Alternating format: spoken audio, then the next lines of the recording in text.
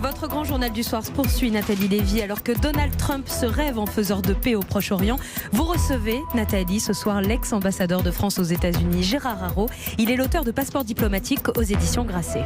Bonsoir monsieur l'ambassadeur, merci beaucoup d'être avec nous. Également ancien ambassadeur en Israël et puis à l'ONU avant d'être ambassadeur aux États-Unis. Passeport diplomatique effectivement aux éditions Grasset, on va en parler dans un petit instant. Mais parce que cela se passe en ce moment même, à Washington, Donald Trump présente à l'heure actuelle avec Benjamin Netanyahou à ses côtés le plan de paix pour le Proche-Orient, un plan de paix qui a été travaillé par son gendre, Jared Kushner, pendant plus de 2 ans.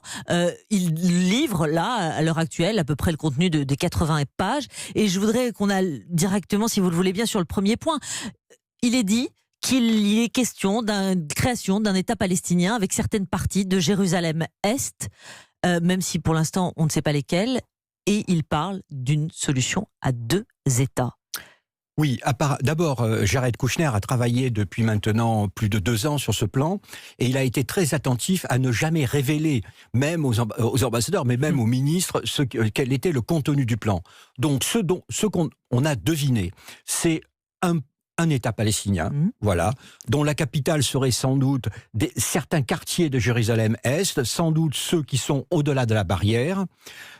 Par ailleurs, vous savez, comme tout le territoire de la Cisjordanie est mité des colonies israéliennes, apparemment les colonies israéliennes resteraient en place, ce qui voudrait dire qu'on aurait un État qui prendrait la forme, il faut bien dire, d'une sorte de peau de léopard, avec les Israéliens en plus restant sur le Jourdain pour assurer leur sécurité. Donc dans la formulation, ça semble bien là, quand on vous pose la question, mais en fait le résultat, on est très loin du compte. Vous allez nous dire sans doute quoi? Que les Israéliens peuvent saluer, mais les Palestiniens ne pourront jamais accepter un tel plan, non? Alors, tout d'abord, comme vous le savez, il y a là derrière une manœuvre électorale, puisque Benjamin Netanyahou vient juste d'être inculpé par la justice israélienne, qu'il a sans doute des difficultés pour les prochaines élections. Trump vient à son secours en lui offrant ce plan, qui est sans doute le plan le plus pro-israélien qu'on ait jamais imaginé à Washington. Un plan... Il faut aussi savoir que l'administration américaine ne parle plus aux Palestiniens depuis 2 ans. Donc il est sans doute probable que les Palestiniens vont refuser ce plan. C'est une volonté de Donald Trump et de Benjamin Netanyahou, donc de s'entraider, c'est ce qu'on doit lire là-dedans, parce que Benjamin Netanyahou, vous l'avez dit, vous avez rappelé sa problématique, et puis Donald Trump, il y a le procès, évidemment, à l'heure actuelle, l'impeachment. Donc chacun, dans ses difficultés, essaye de s'entraider ? Sans doute, mais c'est sans doute beaucoup plus du côté de Netanyahou. Netanyahou est un proche de la famille Kushner, par exemple, et notamment donc de Jared Kushner. Des Affaires étrangères. Voilà, donc Netanyahou est proche de la famille Kushner. L'ambassadeur des États-Unis à Jérusalem est lui-même un proche du Likoud. Il y a là, je crois, un axe entre les Républicains et le Likoud qui est en train de s'exprimer. Un mot quand même du volet économique de ce plan. 50 milliards de dollars qui pourraient être investis par les États-Unis dans ces territoires palestiniens sur 10 ans. Est-ce que ça peut faire sens? Est-ce que cette enveloppe peut être entendue par les Palestiniens? D'ailleurs, les pays arabes sont invités là ce soir à Washington, mais pas les Palestiniens. C'est une des questions qu'on doit se poser, c'est les Palestiniens. D'abord parce qu'ils ne sont plus vraiment représentés par l'autorité palestinienne, qui est vieille, accusée de corruption, qui a perdu les élections en 2006, et une population palestinienne qui ne se fait plus beaucoup d'illusions sur ce qu'elle va obtenir.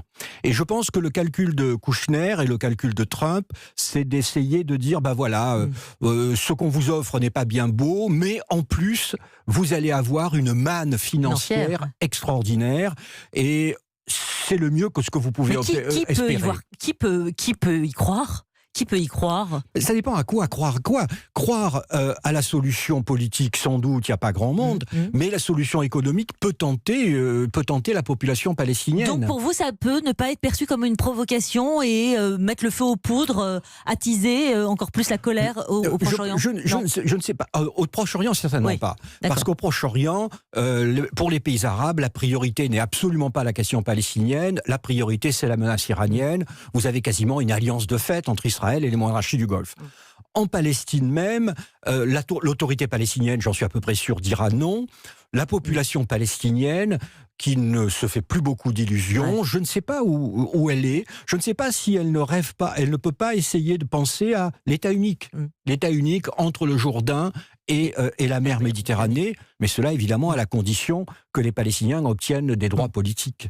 Donc pas de nature a priori à mettre le feu aux poudres, c'est ce que vous nous dites. Alors il y a ce procès dans le même temps en destitution de Donald Trump qui se poursuit. Son acquittement, il semblait acquis grâce à la majorité républicaine du Sénat.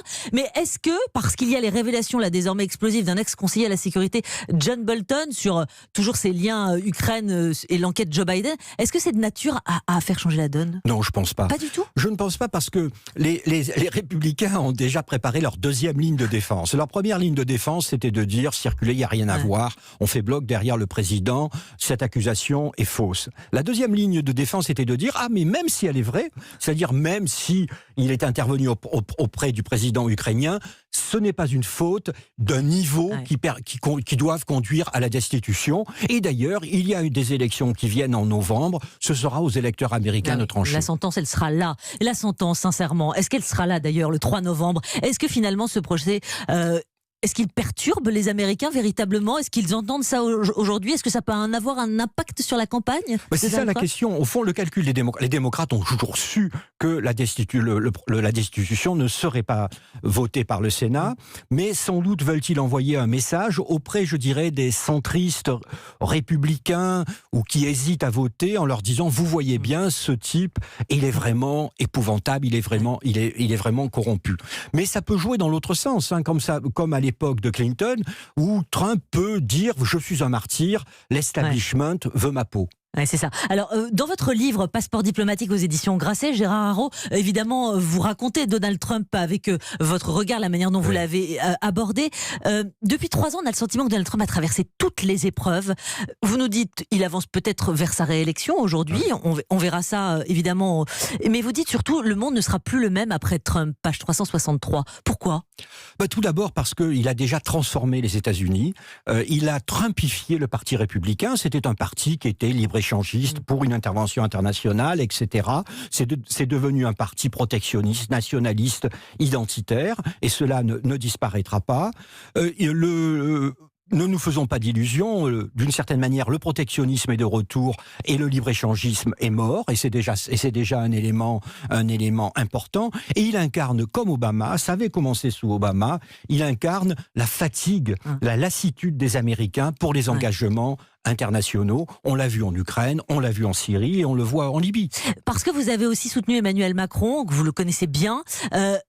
Le rapport Donald Trump, Emmanuel Macron, quel est-il aujourd'hui? Est-ce que Emmanuel Macron sait parler le langage trumpien?